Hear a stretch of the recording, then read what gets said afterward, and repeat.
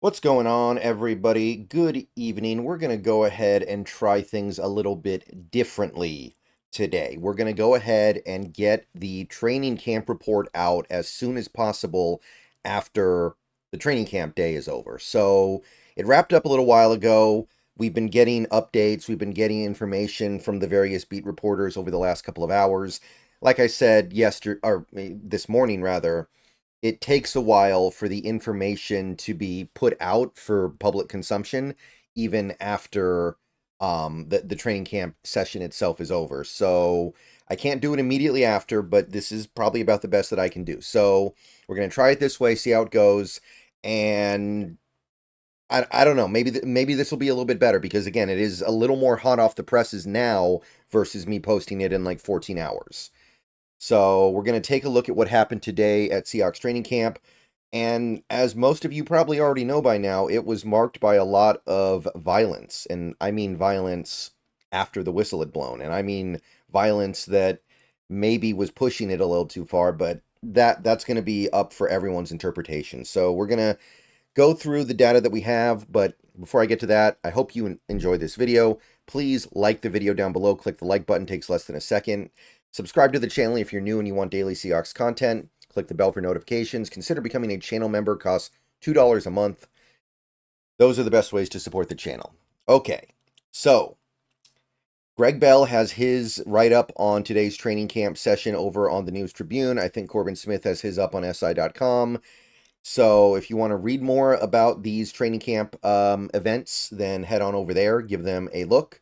I'm going to go ahead and start going through the events in chronological order the best I can.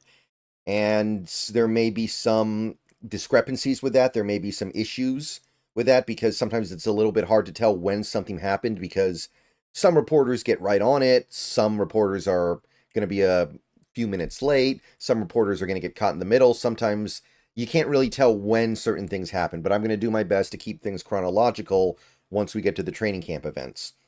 Before we get there, though, real quick, a couple of roster notes. Seahawks signed defensive tackle Kion Bars and waived wide receiver Marcus Sims with an injury designation. So that's obviously just shifting things around a little bit at the very back end of the roster. Not really a ton to say there. That's from Dugar. And then Condotta reported that Onujiogu cleared waivers today and has therefore reverted to the Seahawks injured reserve list. So he is still on the team, but he's just on IR. So he's not going to play this year, but we keep kind of a tab on him for potentially having him next year. So nothing big, of course, nothing on the level of Connor Williams, but worth noting roster news. All right. First thing that I saw today that I thought was at least a little bit interesting from Dugar here. He has a link to an NY Times article here, and he talks a little bit about how you can tell that the staff really likes Gino Smith. And he has a quote from Ryan Grubb here saying that Gino Smith is an elite quarterback, which I'm not completely convinced he's an elite quarterback myself. You guys know I like him, and I think he's really good, and I'm happy to have him. I don't know if I would agree that he's elite, but I saw this quote, and it kind of got me thinking about some of the things that I've said this offseason and has been theorized by many this offseason about how this is kind of a show-me year for Gino Smith. And that's why they're not extending him, even though extending him would free up a lot of cap space and would put this team in a much better position long term. But if this is the truth and they really like him and they're liking what they see so far, again, I know it's a long shot, but I'm just going to go ahead and put it out there. I would love to see a Geno Smith extension get done before the season starts. If they feel like this is going to work, if they feel like he's going to go out there and kill it, you want to get it done now. Look at what these quarterbacks are getting paid right now. Look at what quarterbacks who aren't even that good are getting paid. Look at what quarterbacks who had like an 8 good game stretch are getting paid. And consider that Geno Smith, if he goes out there and kills it, will have 2 excellent seasons out of 3, with the outlier season being a season that was still pretty good. He'll be on the older side, but not a lot of miles on him. If he has a really good year this year, somebody's going to want to give him a big bag. And I'd prefer to keep that bag a little bit smaller than it needs to be by taking care of it now, if possible. So, if this is true, and it really is obvious that the staff loves Gino, then, prove it to him in the American fashion. All right, so on to football stuff in terms of on-field events. Tyler Lockett was back, practiced today, missed the last couple days for rest, so he's fine. No injury stuff there. Laken Tomlinson was back after missing yesterday. George Fant got the day off, not believed to be injury related. So McClendon Curtis was the starting right tackle today for the first team. Didn't really hear anything about Mike Jackson or Daryl Taylor, so I would assume both those guys are still out. Also didn't hear anything about Jerome Baker, so it looks like he's still out. But yeah, it's a lot of veterans on this team just need the occasional day off, and who am I to begrudge them that? All right, so one thing that was interesting today, by the way, not that it affected anything, or maybe it did. Jody Allen was at practice today. I think this is her right here, if I'm correct. I think. And Bert Cold was there as well. Not often they make it to practice, so kind of interesting and makes what happens next more interesting. All right, so one thing that sprung up at this training camp session very quickly, one thing that kind of permeated everything that went down at the VMAC today was fighting. Trey Brown, Jake Bobo started it off, got locked up downfield blocking. There were some punches thrown. Bobo's helmet went flying off. I think it was Trey Brown ripped it off. And then it was over. And then I think it might have been Kayvon Wallace came over to break it up. And it got broken up and everything seemed fine. Like everything was cool. Kendota says, no harm done. So, okay. Training camp fights happen all the time. But then right after that, we had a scuffle between Trey Brown and DK Metcalf. So Metcalf grabs Brown's helmet and rips it off and throws it at him. So at that point, McDonald was like, okay, I gotta put a stop to this. So he called the team over and gave a lecture and basically set people straight. We don't know exactly what was said, but presumably something along the lines of, keep it together. So practice now resuming. So Trey Brown gets involved in two scuffles. Metcalf involved in one of them. I know some people are going to read into that because Metcalf has a little bit of a reputation that he's still working through, which I mean, I get it, right? I get it. He's earned that reputation with some of the things that he's done, and now the reputation kind of precedes him. And he also draws attention to not really a fight, but this was emblematic of the kind of day that it was. There was a lot of emotion being expressed out there by the players after the Bobo Brown scuffle, but before the Trey Brown DK Metcalf one. There was pushing and finger pointing after a Walker run up the middle. And one thing that Kendota says in this tweet, Seahawks ready to play someone else, that's kind of an interesting way to phrase it, because this is what happens when you have a bunch of training camp sessions in a row where you're just competing against the same guys over and over and over and over. You kind of get sick of it. And I think that's what we're starting to see here. So these guys need to practice against somebody else. Kind of nice to know that they're going to be doing joint practice with the Titans soon. And then, of course, we also have a preseason game soon. But you can definitely get the sense these guys are tired of practicing against the same players over and over. So definitely an effect of that.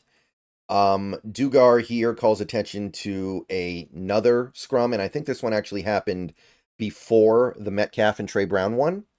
This one was Tyrell Dodson and Pharaoh Brown getting into it during a goal line play. So it doesn't sound like anything too bad happened, but it was enough to ignite a little bit of a scrum, according to him. So, I mean, it got a little violent out there, and some would argue that it was violent in a way that is not particularly helpful or conducive or useful. Now, some people would argue that it is. And we'll get to that before the end of this video, but everyone's going to have their own opinion on training camp fights, especially between teammates, especially ones that get to the point where people are ripping off helmets and throwing them at people and swinging them around, Myles Garrett style. In fact, I think that the DK helmet rip is on video. It's not a perfect video. You can't see exactly what happens, but you can definitely find it on X. It's all over the place. So go check it out if you haven't seen it yet. It's I mean, it's something. Like it's not just playing around. He was angry. So it took basically that long for us to get any information about something directly football related that happened at camp today. And Dugar here comes in at about 2:15 after several reports of fighting. We got a 66-yard touchdown pass to Jake Bobo on a coverage bust. So, through it all, through the fighting, through the emotion, through all the energy being expelled on this unbridled aggression, we're seeing some good things from the offense. And then on the very next play, we see a good thing from the defense. Trey Brown, who is clearly heated, who is clearly on tilt, who is clearly like in his feelings a little bit, picks off Gino on a throw to DK Metcalf. So Trey Brown, I mean, he responded well, right? Like it wouldn't have been shocking if you heard that Trey Brown got beat for 3 long touchdowns after that because he was so distracted by his emotions. He did the exact opposite. He made a big play. He actually picked off Gino, and Gino's only thrown a few interceptions in all of training camp. So I mean, I guess you can say he's channeling it the right way, right? And it was not Gino's last interception of the day, by the way. There was a long ball to DK Metcalf where Devon Witherspoon pulled down an interception. I think that might be Witherspoon's first pick of the training camp. And it is the first time Gino Smith has thrown 2 interceptions in one day.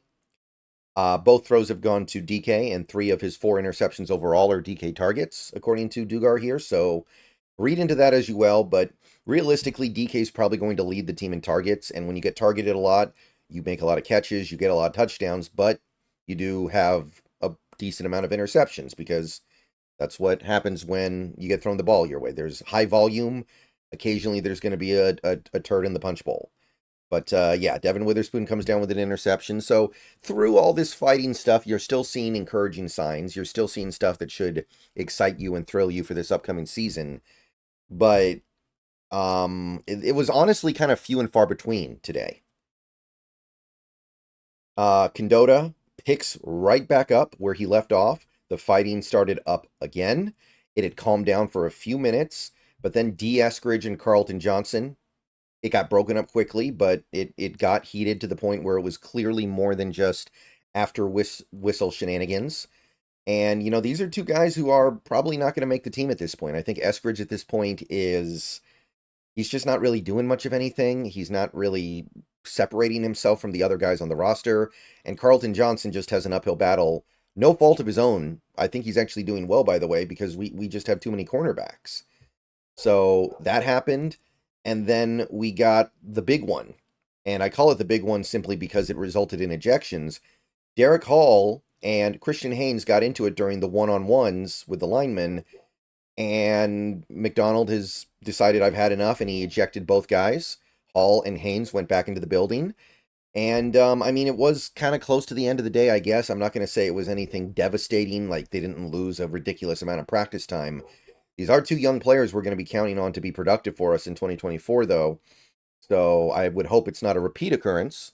But, yeah, this was kind of the one that made McDonald get a little Joey Crawford in him and decide to throw out a technical. And yeah, that was basically the story of the day. Dugar here replies to Condotta saying it was the most intense practice at McDonald camp by far. Real deal scrappy. So that was some stuff, man. And everybody's going to take it a different way. Everybody's going to interpret it in their own way. To wrap things up on the day, the offense did score another touchdown. Gino and DK hooking up against Artie Burns. So DK, even though he's involved in some of these scrums, continues to be an absolute training camp beast.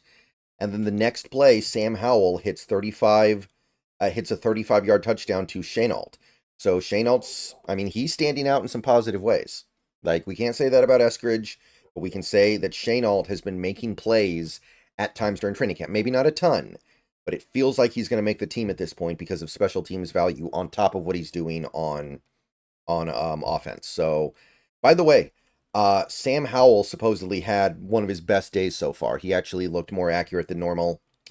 And PJ Walker, he found the end zone as well. Touchdown to Aesop Winston Jr. So that's your third team. Your third team executing on offense as well. And Aesop Winston Jr. is another guy who's actually done some things to stand out a little bit during this camp. So we're getting some positive returns there. It's just a couple guys getting left behind, and sad to say, Eskridge is one of them. I had some optimism that he would at least do something enough to earn some special teams burn at the very least. But so far, I'm just not seeing it anywhere. So yeah, there was also another touchdown pass, a 35-yarder from Sam Howell to Brady Russell, which again emphasized how good a day Sam Howell had. I want to draw attention to that because he's had a rough go of it so far. Greg Bell had a quote earlier today that basically said the gap between Gino Smith and Sam Howell is the size of the Grand Canyon. Gino Smith has looked way better in camp, but Sam Howell is coming around as well. I keep reminding people he is young. I know he has 2 years of experience in the NFL and a year starting. He is young. He is younger than a lot of rookie quarterbacks in the league at this moment. One quote from after training camp, we have ourselves a believer here in the form of Jonathan Hankins. He thinks Byron Murphy II will be Rookie of the Year. I made a video about Byron Murphy winning Rookie of the Year a couple months ago after we drafted him, and I said usually players like Byron Murphy II don't win Rookie of the Year. But we have a believer here, so hey, that'd be pretty cool. It would imply that he's become a much better sack artist over the last year, because at Texas, that was not his game. If he becomes a sack artist this year, I mean, maybe. So somebody's a fan. Jonathan Hankins likes what he sees from Byron Murphy. Mike McDonald had the opportunity to talk a little bit about what happened at practice today. Said, I mentioned this earlier, I think we're tired of going against one another, and he says we're right on the line right now. And I think that they crossed the line. I think that the line was crossed, which is why you had Derek Hall and Christian Haynes get ejected. That implies to me that he felt like he needed to pull it back. So it's good to know we're going to get some joint practices soon. It's good to know we're going to get a preseason game soon. But you can certainly look at this and go, yeah, things are going a little too far. However, there is another... Oh, sorry about that. I didn't mean to click over there. There is another angle here. I saw Greg Bell. He was talking about how the practice we had today, the Seahawks practice today, looked more like early 2010s Legion of Boom practice than anything he's seen since the early 2010s Legion of Boom. So you need a little bit of that, is the implication there, because we haven't won a Super Bowl since then. Haven't been to a Super Bowl in 10 years. So when the practices were over the top like that and got a little violent and maybe crossed the line a little bit, it resulted in great things on the field. So that's kind of the alternative perspective, that maybe we need to let things like this happen sometimes, and it's not a bad thing. Final note from Dugar here, talking about this Chargers preseason game. McDonald said they'd like to get the starters out there. The main question is Gino Smith going to play, because he is coming off the injury? It seems like the other first teamers will play, though, so we will get to see some starters. All right, that's all I got. Longer video than usual by a little bit, but I wanted to cover all that. The fighting was it was interesting. It was something else, and I'm not going to come out against it. I think that a couple of moments may have crossed the line a little bit. I don't think anything good can come of throwing your helmet at people or swinging your helmet at people. And if you're getting ejected by your coach, you probably went too far. But at the same time, I can definitely see the argument for letting these over the top emotions translate to on the field success, and understand that it's a sign that these guys really care, that these guys are into it. Like Trey Brown got involved in multiple scraps. I mean, that's a guy who's playing for a new contract this year, right? He was really into this. He cares. He takes this personally. He takes this seriously. You do appreciate that on some level. All right. See you guys later. Stream later tonight. Go Hawks.